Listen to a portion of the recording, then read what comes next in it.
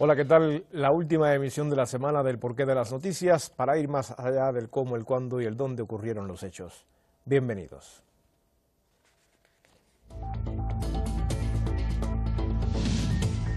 En el aniversario 43 de la guerra impuesta por el régimen basista de Irak, el presidente Sayed Ebrahim Raisi consideró que la presencia de fuerzas extranjeras en la región generará inestabilidad.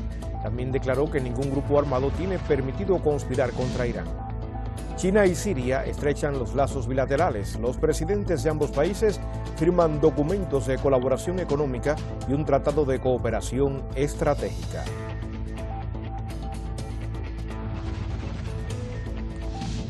Y el presidente de Cuba, Miguel Díaz-Canel, llamó a construir un nuevo orden económico mundial.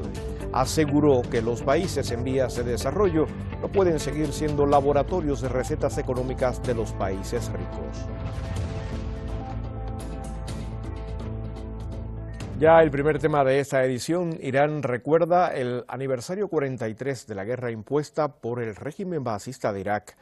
Durante un desfile militar en Teherán, el presidente Sayed Ebrahim Raisi consideró que la presencia de fuerzas extranjeras generará inestabilidad en la región.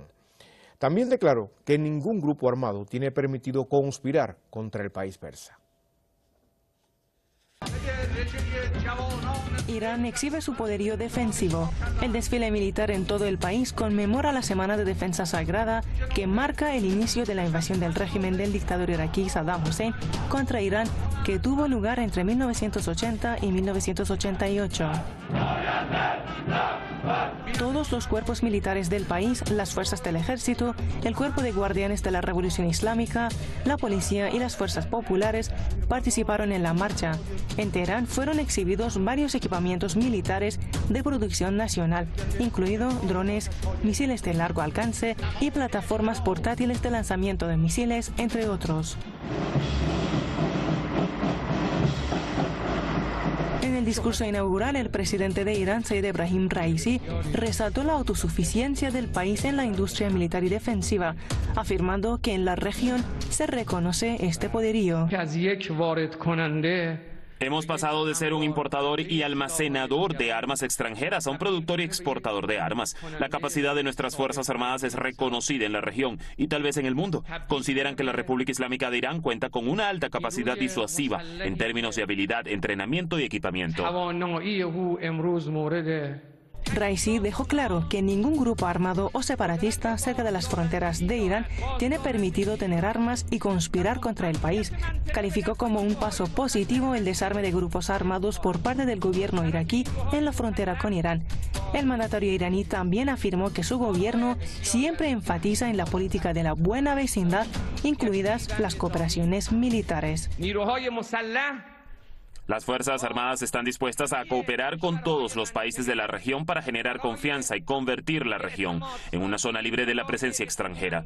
La seguridad de la región se mantendrá por la acción de las Fuerzas Armadas de la región. La presencia de elementos extranjeros genera problemas. En la región hay una presencia poderosa de Fuerzas Armadas para impedir cualquier cambio en la geopolítica regional y en las fronteras. En sus declaraciones, el presidente iraní destacó que el país nunca se detuvo por las sanciones y recordó que una muestra obvia de ello es la actual capacidad defensiva de Irán. Irán dice mantener al máximo el poder disuasivo del país es una política permanente, lo cual, según autoridades iraníes, garantiza también la seguridad de la región. Mariam Saidi, Fan TV, Teherán. Y después de este informe vamos al análisis con Luis Javier Ruiz. Él es politólogo y está en Caracas, la capital de Venezuela. Saludos, Luis. Feliz noches, un placer. Feliz noche para ti también. Bueno, pues ya estábamos viendo ese desfile militar donde Irán muestra su poderío y también recalca su autosuficiencia militar y defensiva. Esto lo reconoce además la región. Sin embargo, el presidente de Irán aprovecha la ocasión y alerta de la presencia de las fuerzas extranjeras y cómo éstas pueden afectar a la seguridad de la zona. Yo pregunto, ¿cómo pudiéramos interpretar esta ecuación tanto de poderío como de autoprotección?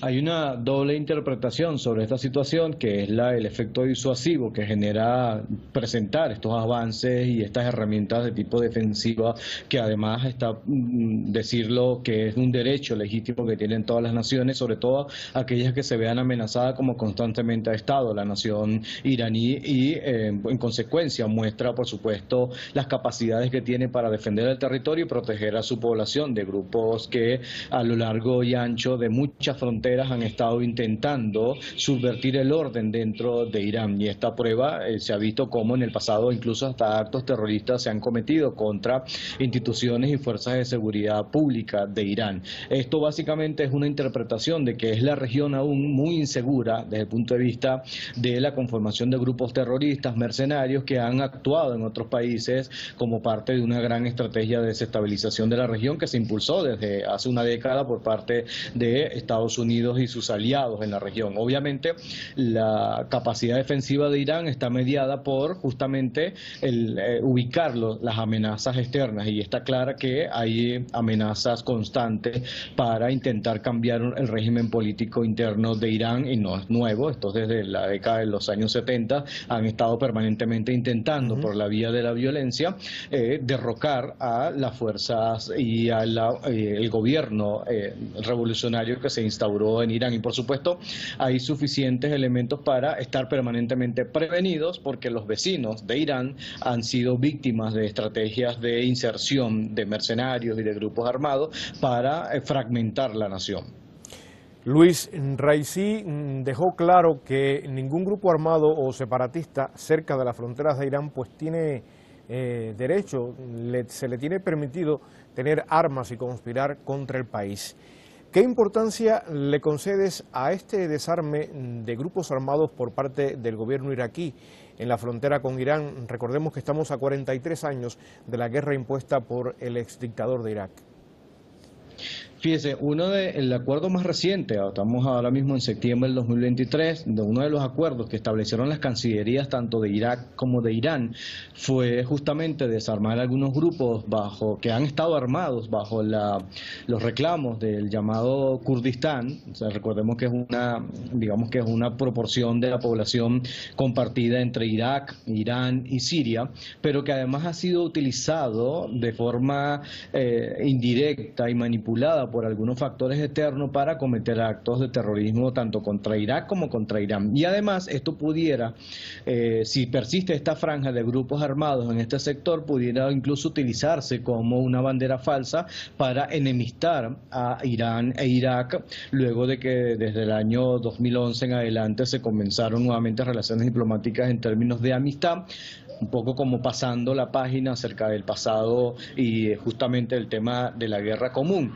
Si no tienen control de algunos territorios donde hay elementos negativos que pudieran enemistar a ambas naciones, obviamente pasaría lo que no se quiere, que es volver a confrontarse en términos militares y no actuar bajo una agenda de diplomacia común y resolver los problemas de seguridad común. Yo creo que básicamente lo que se pretende es ahora lograr una solución pacífica, entendida y diplomática para unos problemas históricos que han estado en ambas fronteras y que además ambos gobiernos han asumido como una responsabilidad de darle respuesta a estos grupos, tanto por la vía militar como por la vía diplomática, obviamente evitando el mayor o el menor desgaste económico y de vidas humanas en el terreno. Muchas gracias, Luis, por tu análisis desde Caracas, Venezuela, a propósito de las palabras de Raisi en este desfile militar que ha tenido lugar en Teherán, la capital de Irán. Nosotros continuamos con el programa, nos adentramos en el segundo tema y nos